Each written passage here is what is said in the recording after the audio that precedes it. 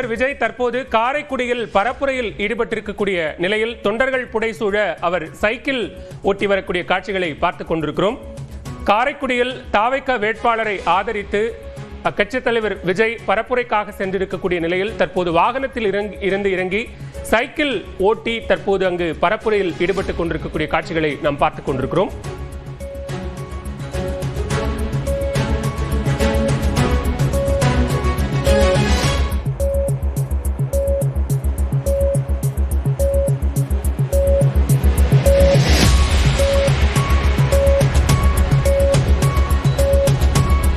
பரப்புரைக்கு செல்லக்கூடிய வழியில் வாகனத்தில் இருந்து இறங்கி சைக்கிள் ஓட்டிக்கொண்டு தற்போது பரப்புரையில் ஈடுபட்டு வருகிறார் தாவைக்க தலைவர் விஜய். காரைக்குடியில் தாவைக்க வேட்பாளரை ஆதரித்து பரப்புரை மேற்கொள்வதற்காக அவர் அங்கு சென்றிருக்கக்கூடிய நிலையில் தற்போது சைக்கிள் ஓட்டிக்கொண்டு பரப்புரையில் ஈடுபட்டுக் கொண்டிருக்கக்கூடிய அந்த காட்சிகளை நாம் பார்த்துக் கொண்டிருக்கிறோம். தொடர்ந்து ஏராளமான தொண்டர்கள் புடைசூழ அந்த சைக்கிள் பயணம் நடைபெற்றுக் கொண்டிருக்கிறது.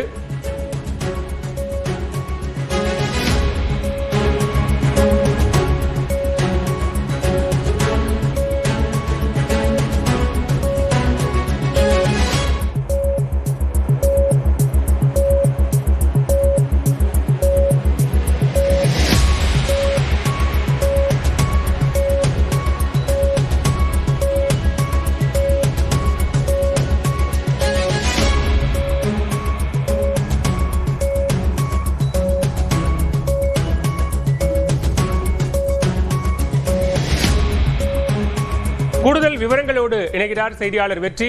காரைக்குடியில் தற்போது தாவைக்க தலைவர் விஜய் பரப்புரையில் ஈடுபடுவதற்காக சைக்கிள் ஓட்டிச் செல்கிறார். கூடுதல் விவரங்களையும் பதிவு செய்யலாம். பலவேல், காரைக்குடியில விஜய் பிரச்சாரம் செய்யறதுக்காக அந்த சிவகங்கை மாவட்டத்தில் உள்ள 4 வேட்பாளர்களுக்கு வாக்கு பிரச்சாரம் செய்யறதுக்காக வர்றாரு. இதே அவருக்கு பெர்மிஷன் கொடுத்தது 12 to 2 வரைக்கும் தான் பெர்மிஷன் கொடுத்தாங்க பிரச்சாரம் செய்திருக்கு. அது இந்த பஸ் ஸ்டாண்டு பக்கத்துல கூட தேவர் சிலை கிட்ட பிரச்சாரம் பண்ணணும். ஆனா அவர் காரைக்குடி நகருக்குள்ள இப்போ 1 மணி நேரம் ஆகுது. ஏன்னா அவ்வளவு கூட்டம் அவருடைய வாகனத்தை பின்தொடர்ந்து வரக்கூடிய காரணத்தினால தொடர்ச்சியா தாமதம் ஆயிட்டே வருது. அதுலயும் குறிப்பா இந்த காரைக்குடி காலேஜ் சாலை, அதாவது பிரச்சாரம் செய்ய போற இடத்துல சுமார் ஒரு 1 கிலோமீட்டர் தொலைவு தான் இருக்கும். அங்க அவர் வந்துட்டு இருக்கும் போது அங்க தொண்டர்கள் கூட்டு ஒரு சைக்கிளை வாங்கி ஓடிட்டு வராரு. ஏற்கனவே அவர் பிரச்சார வாகனத்துல வரும்போதே மிகப்பெரிய தாமதம் ஏற்படுது. தொண்டர்களுடைய சூழ்ந்துட்டு வர்றாங்க வாகனத்தை, அதனால அந்த தாமதம் ஏற்படுது. இப்போ அவர் சைக்கிள்ல வர்றதுனால இன்னும் கூடுதலான ஒரு தாமதம் ஏற்படுற நிலைதான் இருக்குது. ஏன்னா இந்த பிரச்சாரம் நடக்கக்கூடிய இடத்துல காலையில இருந்து ஆயிரக்கணக்கான பேர் வெயில்ல காத்துக்கிட்டு இருக்காங்க. ஒரு 6 மணி நேரம் வெயில்ல காத்துக்கிட்டு இருக்காங்க. அவங்க எல்லோருக்கும் இப்ப கூடுதலாக அவங்க காத்திருக்கக்கூடிய ஒரு நிலை ஏற்பட்டிருக்குது. பாலா வெற்றி, இப்ப நீங்க சொன்னதை போல இந்த குறிப்பிட்ட நேரம் தான் தாவைக்க தலைவர் விஜயனுடைய பரப்புரைக்காக ஒதுக்கப்பட்டிருந்தது. இப்ப அதையும் தாண்டி இந்த நேரம் செல்லக்கூடும் அப்படின்னு எதிர்பார்க்கப்படுகிறது. அவர் எங்கிருந்து அந்த பரப்புரையை செய்ய இருக்கிறார், அதற்கான ஏற்பாடுகள் என்னென்ன? இல்ல பாலவேல், அவரு இந்த பரப்புரை செய்ய போன இடம் பேருந்து நிலையம், புதிய பேருந்து நிலையம் பக்கத்துல கூடிய தேவர் சிலை ரவுண்டானா. அங்க எப்படியும் காலையில இருந்து ஒரு 5000 பேர் கூடி இருக்காங்க. அந்த நிலைமையிலதான் இவர் இப்போ 2:30 மணிக்குள்ளாக இந்த பிரச்சாரத்தை முடிக்கணும்னு சொல்லி காவல்துறை அறிவுறுத்தி இருந்தது. ஆனா இப்போ தொடர் தாமதம். அவர் காலையில 10 மணி அளவுல மதுரை விமான நிலையத்தில் இறங்கி ஒரு 100 கிலோமீட்டர் தொலைவு மொத்தமா காரைக்குடி வர்றதுக்கு, அந்த 100 கிலோமீட்டருக்கும் வழியில அங்கங்க அவருக்கு வரவேற்பு கொடுக்குறாங்க. அது இப்ப காரைக்குடி நகருக்குள்ள இப்போ 1 மணி நேரம் மேல ஆயிடுச்சு. 1 மணி நேரமும் காரைக்குடி நகர் பகுதியில பல்லாயிரம் பேர் அவருடைய தொண்டர்கள் வாகனத்தை சூழ்ந்துட்டு வரவேற்பு கொடுக்குறாங்க. தொண்டர்கள் வாகனத்தை சூழ்ந்து வர வேணாம், பின்தொடர்ந்து வர வேணாம்னு தொடர் அறிவுறுத்தல் இருக்கு ஒரு பக்கம். அந்த நிலையில்தான் காலையில 2-3 விபத்தா இருந்தது. ஒரு 4-5 பேர் காயமடைஞ்சிருந்தாங்க அவருடைய வாகனத்தை பின்தொடர்ந்து இந்த நிலையில இப்போ அவர் காரைக்குடி நகருக்குள்ள வந்துட்டாரு. 1 மணி நேரம் ஆயிடுச்சு. முழுக்க பெரும் திரளாக அங்கேயும் ஒரு 2000-3000 பேருக்கு மேல கூட்டம் காரைக்குடியினுடைய கல்லூரி சாலை அப்படிங்கிறது ரொம்ப பிரதானமான சாலை. காரைக்குடி நகரினுடைய ரொம்ப மையப்பகுதி. இது ஒரு பிரச்சாரம் பண்ண போகக்கூடிய இந்த தேவர் சிலை பகுதி. இந்த மையப்பகுதினால காரைக்குடி நகர்பகுதியே ஓரளவுக்கு முடங்கி இருக்கிற அளவுக்கான ஒரு சூழல் இருக்குது. ஏன்னா அவர் வரக்கூடிய இந்த பாதை முழுக்க தொண்டர்கள் கூடியிருக்கிறதுனால, பொதுமக்கள் வழிநடுக பார்த்துட்டு இருக்கிறதுனால அந்த வரவேற்பை ஏற்று வர்றாரு. ஆனா அவருக்கு காரைக்குடிக்குள்ள ரோட் ஷோ நடத்துறதுக்கு அதிகாரப்பூர்வமாக அனுமதி அளிக்கப்படல அப்படிங்கிறது ரொம்ப குறிப்பிடத்தக்கது. அந்த அனுமதி அளிக்கப்பட்ட நிலையில தான் இவர் கூட்டம் கூடுனால அவர் ரோட் ஷோவா அதை நடத்திட்டு வர்றாரு. அது வாகனத்துல வரும்போதே இப்ப நகருக்குள்ள வரும்போதே 1 மணி நேரம் தாமதம் ஆயிருந்துச்சு. இப்போ சைக்கிள்ல இறங்கி ஓட்டிட்டு வர்றதுனால இன்னும் கூடுதலான தாமதம் ஆகுது. இந்த இடத்துல பிரச்சாரம் செய்ய போற இடத்துல காலையில இருந்து ஒரு 4,000-5,000 பேர் அவர் காத்துக்கிட்டு இருக்காங்க. காலைல 7-8 மணில இருந்தே காத்துக்கிட்டு இருக்காங்க. அவ்வளவு பேரும் 6 மணி நேரத்துக்கு மேல காத்துக்கிட்டு இருக்காங்க. இப்ப தண்ணி இல்லாம கூட தவிச்சு அவங்க எல்லாரும் தண்ணி கொடுக்க சொல்லி உடனடியாக கேட்டு இப்ப உடனடியாக தண்ணி ஏற்பாடு பண்ணியிருக்காங்க. அப்படி ஒரு சூழல்ல தாமதத்தை தவிர்க்கிறதுலாம் ரொம்ப முக்கியமான தேவையா இருக்கு இந்த இடத்துல.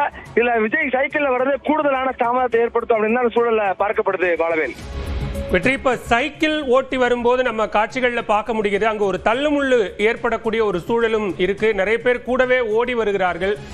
பாதுகாப்பு ஏற்பாடுகள் அப்படிங்கிறது எந்த அளவுக்கு இருக்கு? காவல்துறையினருடைய பாதுகாப்பு இல்ல, காவல்துறையினர் ரொம்ப ரொம்ப கூடுதலான பாதுகாப்பா இங்க பண்ணிருக்காங்க.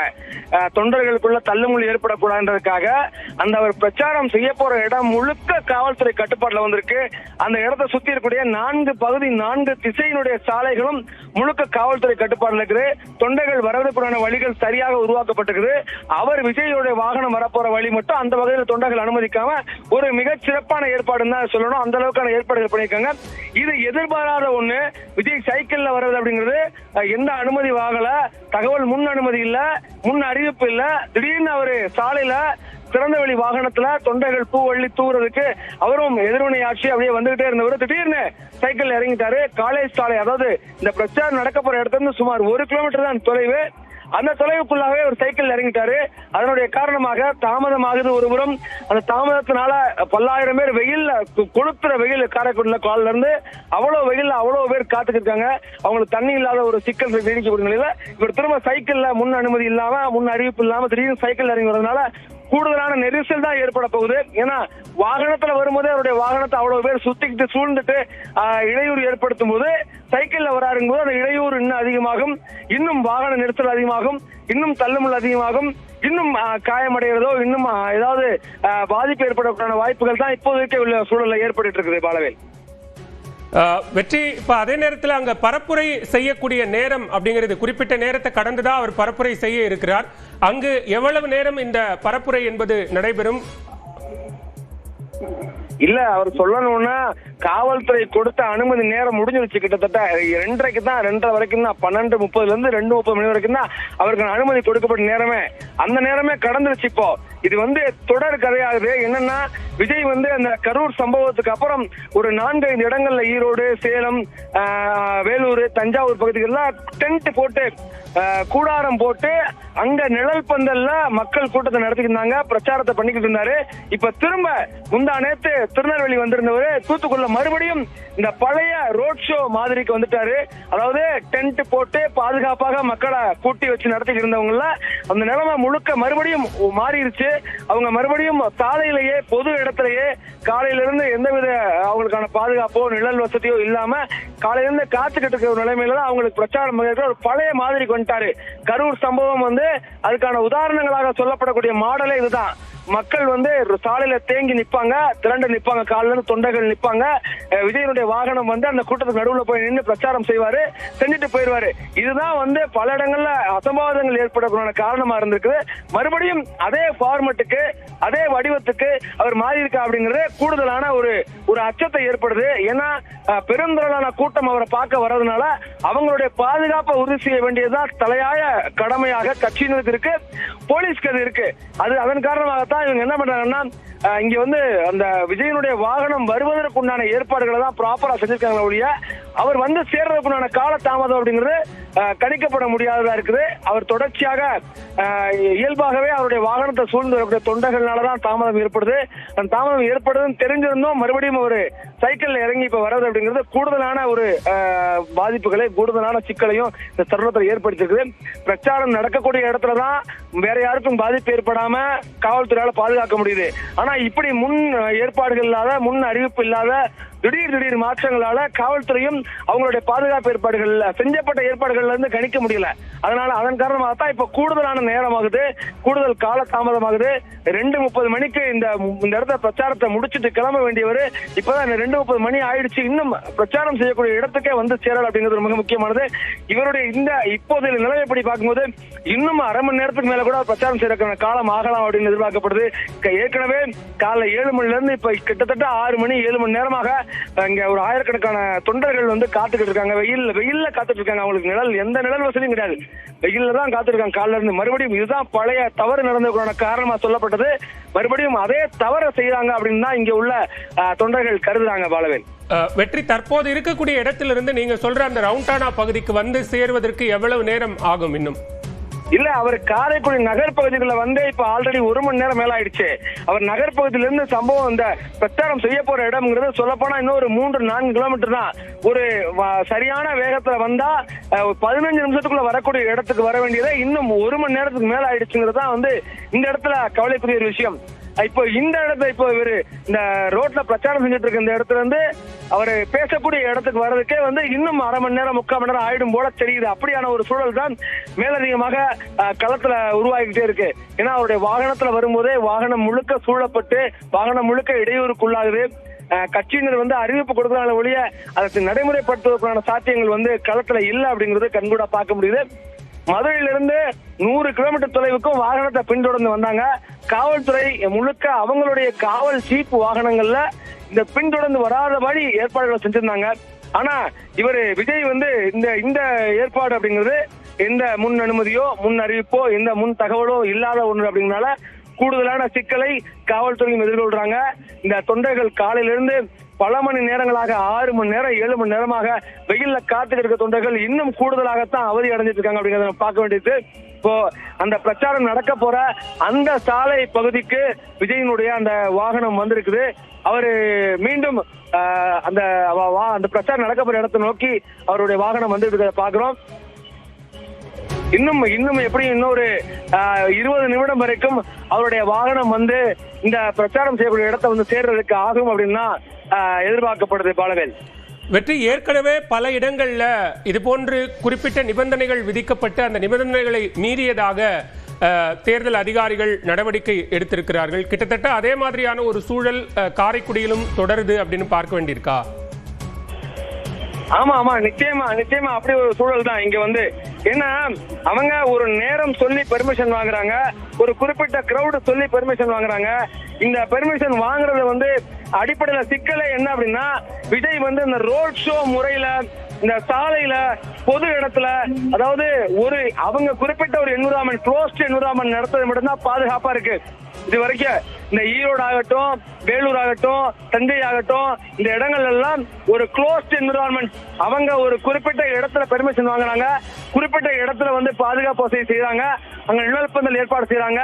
அப்படி செய்யும் போது உருவாகக்கூடிய பாதுகாப்பு அப்படிங்கிறது இங்க இல்ல. இது மேற்கொண்டு மேலதிகமாக இன்னும் சிக்கலை தான் உருவாக்குது அப்படிங்கறத பார்க்க வேண்டியிருக்குது. ஏன்னா விஜயினுடைய இந்த இடங்கள்ல அசம்பாவிதம் நடந்த காரணமே பொது இடத்துல அவங்கள கூட வச்சு அந்த இடத்துல பிரச்சாரம் நடத்துறதுதான் இது வரைக்குமான உயிரிழப்புகளுக்கு காரணமா பார்க்கப்படுது. இப்ப மறுபடியும் அதே நடைமுறையை பின்பற்றாங்க அப்படிங்கிறது இதுவே வந்து அவங்க கடந்த காலத்துல வந்து படிப்பில இருந்து பாடம் கத்துக்கல, ஒழுங்கா செயல்படுத்துறதுக்கான வழிகளுக்குள்ள வரல அப்படின்னு எதிர்பார்க்கப்படுது. விஜய் இப்போ வந்து அவருடைய பரப்புரை வாகனத்துக்குள்ளே ஏறி அமர்ந்து வர்றாரு. இப்பவும் கூடவே தொண்டர்கள்லாம் ஓடி வராங்க. காவல்துறை தொடர் எவ்வளவு அறிவுறுத்தியும் அது எதுவும் நடைமுறைக்கு வரல அப்படிங்கறத கண்கூடா பார்க்க முடியுது. அந்த பரப்புரை நடைபெறக்கூடிய இடத்தை நெருங்கிட்டாரு. இன்னும் சில மணி நிமிடங்கள்ல அவர் பரப்புரை செய்ய போறாரு. ஏன்னா சைக்கிள்ல வந்ததுனால கூடுதல் சுமை ஏற்பட்டதனுடைய காவல்துறை அறிவுறுத்தலுக்கு பின்னதாக அவர் வாகனத்துல ஏறி அந்த அவருடைய பிரச்சார வாகனத்திலேயே சம்பவ இடத்துக்கு வர்றாரு. இப்போ பிரச்சாரம் செய்ய போறாரு. இன்னும் சில நிமிடங்களில் பிரச்சாரம் செய்ய போறாரு. என்ன இந்த தொடர் மீறல்கள் அப்படிங்கிறது தொடர்ச்சியா நடக்குது. மீண்டும் அவருடைய கட்சி தொண்டர்களுடைய பாதுகாப்பு மீண்டும் கேள்விக்குள்ளாக்கப்படுது அப்படிங்கிறது இந்த களம் உணர்த்தக்கூடிய செய்தியா இருக்கு. பாலவேல், தாவேக தலைவர் விஜய் தற்போது காரைக்குடி பகுதியில் பரப்புரை செய்யக்கூடிய இடத்தை நோக்கி வந்து கொண்டிருக்கிறார். அவருடைய பரப்புரை வாகனம் அந்த பகுதியை நெருங்கிக் கொண்டிருக்கிறது. 12 மணி முதல் 2:30 மணி வரை மட்டுமே பரப்புரைக்கான அனுமதி என்பது வழங்கப்பட்டிருந்த நிலையில் தற்போது காலதாமதமாக பரப்புரை என்பது நடைபெற்றுக் கொண்டிருக்கிறது. தொடர்ந்து இடைப்பட்ட நேரத்தில் அவர் பரப்புரை வாகனத்திலிருந்து இறங்கி சைக்கிள் ஓட்டிக்கொண்டு அந்த பகுதியில் வந்தது அப்படிங்கிறதும் காட்சிகளை நாம் பார்க்கிறோம். அங்கு தள்ளுமுள்ளு ஏற்பட்டு கூட்டத்தில் விஜய் சிக்கி அவர் உடனடியாக பரப்புரை வாகனத்திற்கு சென்ற அந்த காட்சிகளையும் நாம் பார்த்துக் கொண்டிருக்கிறோம்.